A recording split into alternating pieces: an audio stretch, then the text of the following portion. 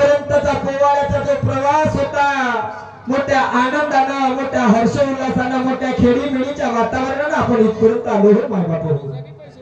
खूप आनंदित, खूप हसत खेळत बाळगत इथपर्यंत आलो. पण ह्या पोवाड्याचा खरा असं इथून सुरुवात होते. समोर समोर काय होत?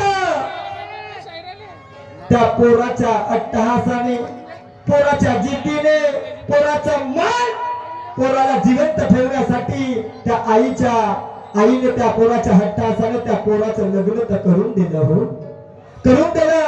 परंतु लग्न केल्याच्या नंतर त्या बायकोचा पायगुण, त्या सुनेचा पायगुण म्हणावं की काय, त्या पोराला नोकरी लागते, तो नोकरीवरती निघून जाते आणि त्या संधीचं सोनं त्याची माय काय करते, माझ्या माय बाप तुमच्या समोर मांडण्याचा प्रयत्न करतो आहे.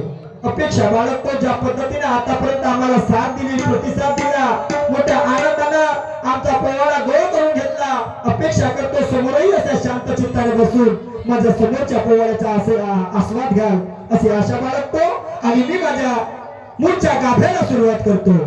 हो कमलेश लग्न करून मोठ्या